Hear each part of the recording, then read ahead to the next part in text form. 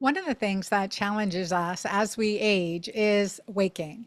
Weight gain is probably one of the biggest complaints that clients come to me with, that they're struggling with, between weight gain, fatigue, hot flashes, mood swings, vaginal dryness, discomfort with sex. I mean, these are among the common complaints, and it doesn't have to be that way. You'll see through testimonials and clients I've worked with the transformations that can happen. A key piece to this is always, and especially when it comes to fat loss midlife, is mindset. Mindset is one of the most important items we can focus on, or I wouldn't even say it's a strategy that we can focus on to create long lasting change. Oftentimes clients will say, well, I was feeling so great, doing everything that, I was working for me, and I just don't stick to it. I have trouble sticking to the plan, sticking to the regimen, or I break my habits. And then before you know it, I've gained 5 or 10 pounds back and I'm struggling again. And it's so, demoralizing in so many ways. So a prior guest to the Girlfriend Doctor Show, and someone who I continue to collaborate with because I just love her, and she is a dear friend of mine, is Natalie Jill. Natalie Jill has created a really beautiful empire programs and classes to educate and inspire and work with you, especially in midlife, into transformation. Again, we face many challenges in midlife. Being healthy is God's gift to us, right? That is our birthright. It is our birthright to be healthy, to be energetic, to be vibrant, and to be happy.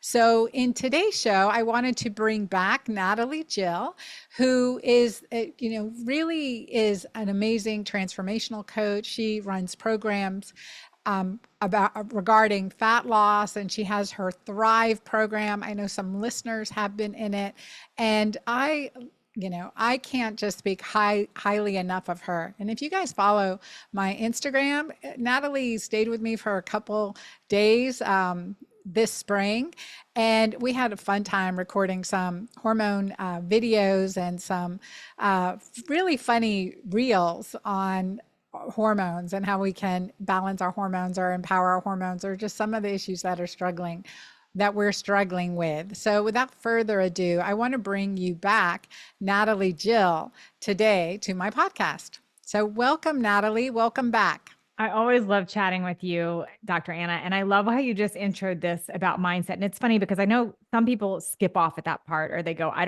already have a positive attitude, or I don't want to hear anything about mindset. But what I love to say is that anyone that's successful at anything, whether it's our health, our bodies, our business, anything, any area that we've been successful at, we had to create a belief set around that first before that could happen. And I know you see this in your practice too. When you see patients, if somebody comes in and they say, nothing works for me, nothing's going to change, everything is so hard, it's getting so difficult, as a physician that you got a long battle ahead of you, because they're layering whatever you're about to show them, reveal to them, teach them on top of a faulty mindset.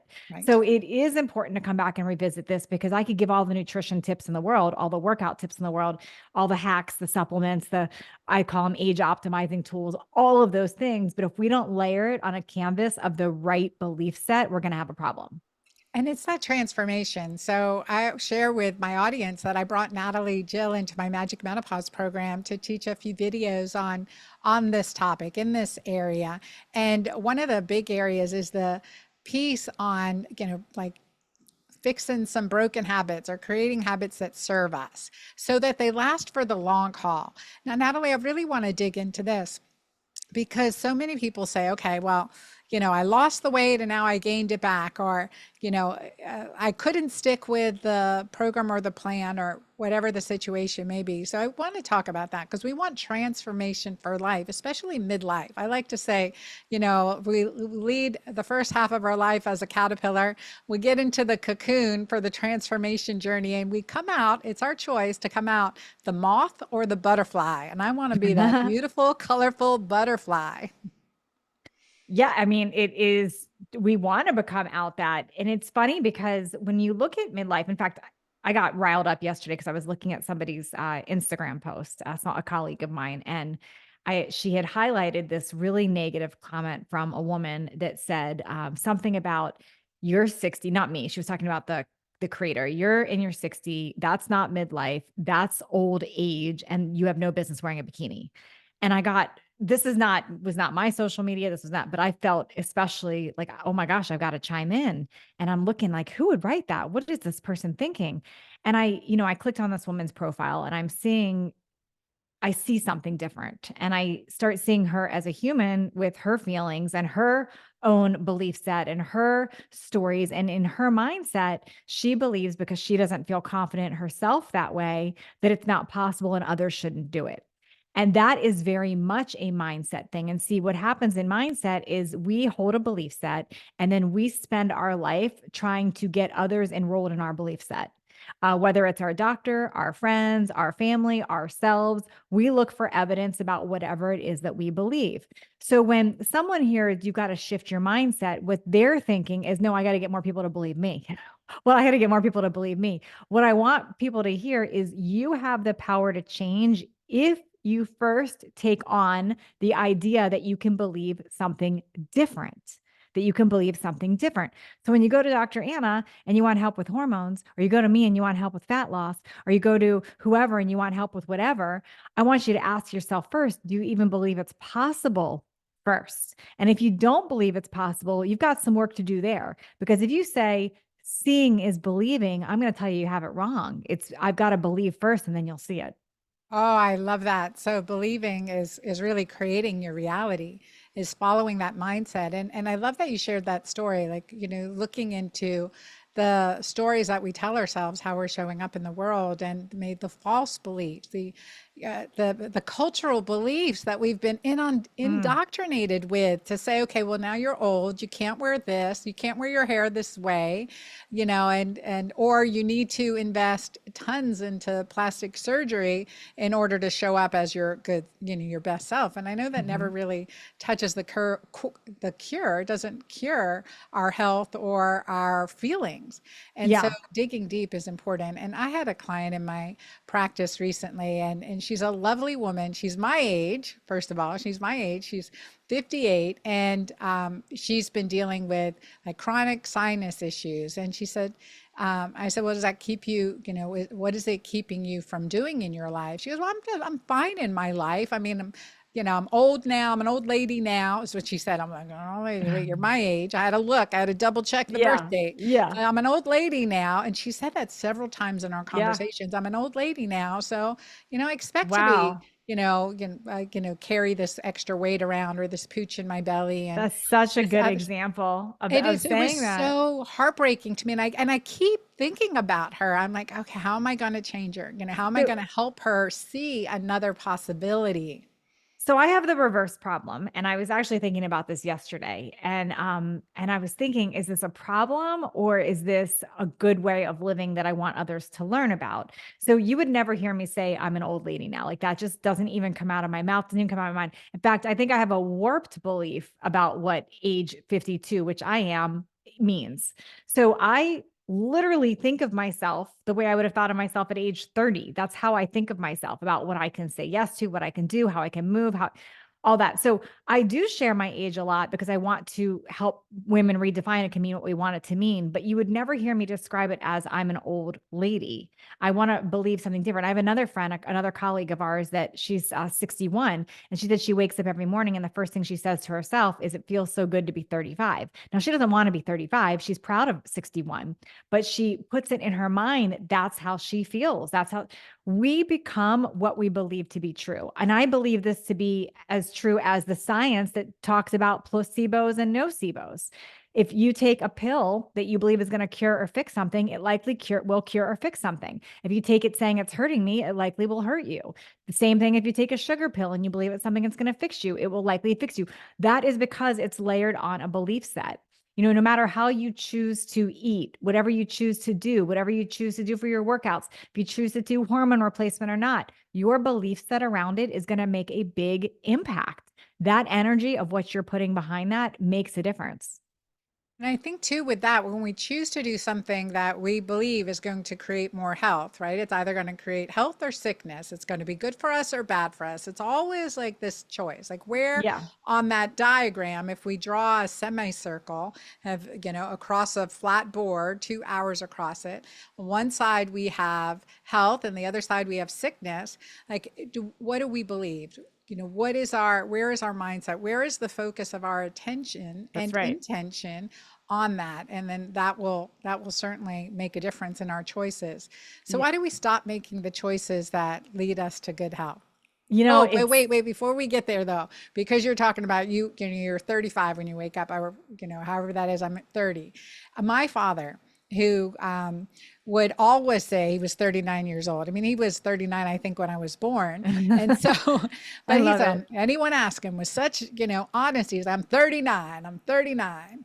And that was his mindset. That really was his mindset until he got really sick. And then he's like, and I often share this story, and I'll share it again this Father's Day, is that when he was 79, he was really getting sick, and he was Mhm. like, well, I'd like to make 80. I'd like to make 80. But then when Mm. he got back, he did make 80, made 91 good years, but Wow. he shifted. And during that time again in his 80s, like, I'm 39, I'm 39.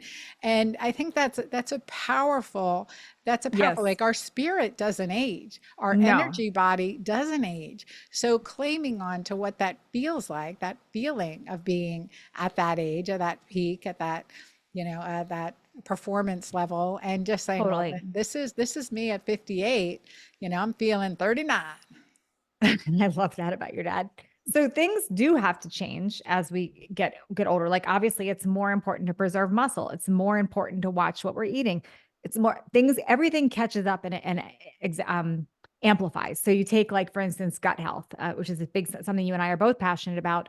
You could have issues your whole life, but as you age, it sort of compounds. So it comes out more. So same thing with hormones. You can have declining hormones, but as we age, we're going to notice that more. So things start compounding as we age. That is true. But what it has to mean for us, that is truly a decision for us. So I can't stress this enough because so many times women will come into my programs or they'll come into my world and they'll say, I want help with this, and we'll talk through this, and then we get to the nutrition, or we get to the workouts, or we get to the things that the action items, and they will automatically go into a reason of why it's not going to work for them. And it's so interesting to me that that's where people's minds go. Because as soon as you go to that data of why something's not going to work for you, I already know it's not going to work for you. I already know it's not going to work for you. And what's interesting is if you look at anything in your life that is working, you did not approach it from that way. You didn't approach the thing from this is not going to work for me. You didn't start your business going, this is not going to work for me. You didn't marry your spouse saying this is not going to work for me. If you did, you probably brought your belief to fruition. It's true 100% of the time. So what you layer those actions on top of matters. I'm thinking of this, and I think that sometimes I have your voice in my head. Like, how does that, that optimal version of yourself, what is she going to do first thing in the morning? That's I'm like, right. damn it, I got to get out of bed and do my workout. I can't, And it doesn't can't mean every day is cancel on perfect. myself. Believe me, Yeah. I was the time of this recording right now, like I was sick the other day. I literally felt like I wanted to die. I was so super sick. And that voice in my head was repeating on loop that I feel sick. I feel sick. And I knew better, but it's like, I feel sick. I feel sick. And I felt sick all day. So yeah, you're going to have your moments. This is not about perfection, but it's the overall, what do you want for your life? And we face this, especially as we're aging with diagnoses and new labs and new things coming out. What loop are we telling ourselves? Are we telling ourselves we're going to become a detective and this is good that we found something and we're going to get to the bottom of it and we're going to correct it? Or are we saying, oh my gosh, this is doomsday, it's over. I'm now going to have what my insert relative had. Oh my gosh, my life's going to now suck. Oh my gosh, it's because insurance won't pay for this. Oh my God. Like, what story are we telling ourselves? Are we Right, right. looking at something somebody's sharing with us and going, oh, I never thought of that. I'm going to try to implement that too. Or are we saying, oh, course they can do that because blah, blah, blah, blah. I could never do that. Like, what's our attitude that we're going into it with? Well, I think that's really beautiful, and I think of Oprah as an example, as a really beautiful example. You think, well, Oprah had charisma, she had this, she had that. She came from really tough beginnings. She came from really tough beginnings. And so mindset shifting, what she It's wanted true. for her life and how she wanted to serve and give back to others is part of her identity, became part of That's her right. identity besides, significant poverty and trauma and I mean, just name it. So overcoming obstacles, if someone can do it, you can do it too. The example I like to say is if there's any, so doctors love to give us percentages. They'll be like, well, you're diagnosed with this and 90% of people, da, da, da, da. Okay, that's what happens, right? And we go to that 90% or the norm or the masses. But what I want to encourage people to do is go, no, I'm that small percentage. I'm that other person. If one person overcame or changed or grew out of the same circumstance that you're in, then you can do it too. It goes back to the Roger Bannister example. No one had ever run a 4-minute mile until he did it. And then he did it, and lots of people did it because he decided that that was going to be his new reality. There's countless stories of people that overcame. So search for that example versus all the examples of why something won't work. Like you're going to find evidence to support whatever it is you want to believe. So why not find evidence to support what you want to believe? Yes, I know. I love that. And redefining aging, what it looks like for us and having, Mhm. being that leader, being the one who completely embodies a thriving, passionate life for as long as, we're gifted to live. And I think I have a good example of, and in the male world, they're really good at that, right? Like women, we guys, we got to come together here, work together and redefine aging together. And men in the 1990s and early, sorry, let me, um, hold on one second here. I'm going to pause this a second to Ava, and we just had, that accident. Hold on one second.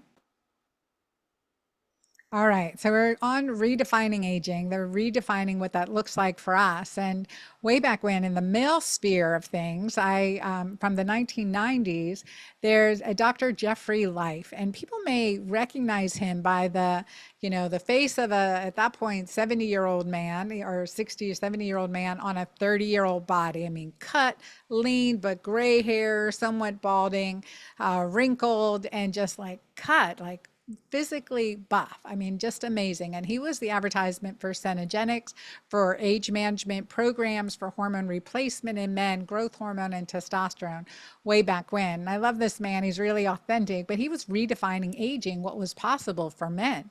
I mean, there's no question about his age. And now he's into his 80s and his late 80s. And he likes to say, yep, well, when I talk to him in private, or actually in interviews, he'll be like, yep, still get those great erections, still do, still work out every single day. And, if I'm going to watch a movie or binge watch a show, I do it on my exercise bike or something else, like completely redefining aging. Yeah. And for women, we need those real role models. We need each of us to embrace and, embrace how we want to live out, how we want to have the capacity to live out the rest of our days. And the number of years means very little if the quality of our life and the quality of our health and the quality of our brain, the quickness and sharpness of our wit and humor, if it's not there. So engaging in these aspects is, first of all, redefining what that looks like for us and losing those cultural norms or the images, rocking on a front porch. I mean, we want to do that once in a while, but maybe that's after a long walk or Mhm. a, good tumble in the hay, so to speak, and how that looks like. So Natalie, when you're working with clients in your coaching programs and how do you help them redefine what aging is for them? Gosh. Okay. Well, first I'm gonna ask people to figure out what it is that they actually want, not what is, not what has been, not what have they been expecting or told, or their genetics or their life history or their past stories. We all have those past stories. I want people to stop and say, what do I want now? Like, what do I want now? And it's very hard for people to wrap their brains around that because they have so much evidence their whole life, all these stories building up to what they think is going to be their next reality. And what I suggest is you say, if anything was possible, if anything was possible, like don't worry about the how, don't worry about the obstacles, don't worry about the past. If anything was possible, what would you want? And usually there's a change of thought when you ask yourself that question. So if you're driving, listening to this, or you're listening to this right now, I want you to ask yourself that just what, if anything was possible, and interrupt yourself from the reasons it's not, what is it that I would want? What would change? What would be different? What could I create? What would I want? That's the first thing. So you start with that. So you start with that blank canvas. Then the most important question from there is, if I was that person, what actions would I have to take right now to become that person? So let me just give you a made up example. Let's say you're listening to this and you've really lost your way and you're really feeling bad about yourself. You're not liking what midlife is doing for you. You're not fit. You're not in shape. You have all these things. You've got things that you're not happy about. And you're like, well, if anything was possible, I would love to be my healthiest me. I'd love to be super fit. I'd love to have my energy back. I'd love to feel good. Like you're clear on if anything was possible. The next question would be, okay, if you were that person, because I know you're not, you're saying I'm not right now. You've got all these reasons you're not. But if you were that person, what actions would that person be taking? Oh, well, that person would be walking every day. That person would be eating foods that nourish them. That person would be making it a point to work out each day. That person would have friends that are active and living well. That friend would be surrounding themselves with people that believe that it's possible. So you start generating this list, right? You start that process and you start to realize, because the next question is, what's in the gap between that future version of what I want and where I am right now? And you start to notice it, because that first step is just noticing. Just like, Anna, if I'm a new patient of yours, actually, I am a new patient of yours, the first step was labs, right? We said, we got to know the starting point. Let's see the First labs, step is extensive history, right? Lots of extensive questions, history, extensive right? history, right? But also, we got to know where we're starting from. You got to Mhm. see, like, what are the labs, right? So the first step in redefining this new version of you is you got to have an inventory of what is it you want, who do you have to become that person, and what's in the gap between where you are right now and becoming that person. You got to have a full inventory of that. So a little different than taking the full family history. You wouldn't do just family history without labs too, Anna, because for No. this reason, if you did full family history and didn't do labs, it would be a very different conversation than if you Yeah, do labs and if you absolutely. get Okay, clear on well, what the patient wants too, right. And that, okay, this looks like what you're destined to have, right? And I remember right? having Versus a what do you client. want? Yeah, I remember having a client many years ago, and I was early in my practice, and she was in her uh, maybe 42. She was Mm-hmm. 40s, like early 40s. She was early 40s. And she came to me, she goes, Dr. Ann, I'm having some heavier bleeding, and everyone in my family has a hysterectomy. It's just my genetics. So I need a Mm, hysterectomy. And I was like, what? yeah, Hysterectomies is not family genetics. that's right. And so, but that Yeah. was her mindset. It's like every woman in my family gets hysterectomies in their 40s. It's my time. So Not it's true. not just history, it's what's right now and what do you want? You also ask your patients, what do you want? And it's the same What thing are with your our bodies, with goals? our health, Exactly. all of that. What do we want? And we got to look at all of it, and you got to get clear on those different places, because otherwise you just end up doing the next thing to follow, the next trend, the next gadget, next supplement, the next whatever. But if we don't work on this part first and we don't go a lot deeper here, then you're wasting time on the other things. Yeah, absolutely. And so setting your vision, setting your intention, and realize, and lifting the limits and the limits that we've put on ourselves, those Mhm. self, you know, the negative self-talk. And I think it's really important, especially important as women and leading those around us, or influencing, let's just say influencing Yeah. those around us by example. And how do we want our children to live? How do we want them to thrive? How do we want Mm, those we love most, our sisters, our family, our friends, our mentors? How do we want them to live their life mm, too? Well, let me start living life that way. And sometimes I find it is a motivator to focus on those things. Oftentimes for women, it can be a challenge to focus on ourselves, but I love when we mhm. say, okay, really, what is putting your own oxygen mask on look like? What if you're healthier and you're thriving? How will those influence those around you? So it's often not by getting them well, it's by getting you well first. And that can be a very strong, I mean, that's a very strong motivator when we look, I'm doing this for me because it's going to help you if we need Yeah. that. Yeah. Yeah. Yep. And Natalie, you give, nutrition in midlife, fitness in midlife. I mean, this is your platform, this is your model, and you haven't been without challenges through your own Mm-mm. injuries. And I'd like you to talk about how you shifted things midlife, because of So these injuries and now midlife. yeah, no, great question. So, number one, as we age, things do compound. So, your likelihood of something coming up does change, but it's not those things that we're trying to stop or prevent. It's how do we have a different reality based on whatever is going to happen? Because we can't change circumstances. Circumstances happen.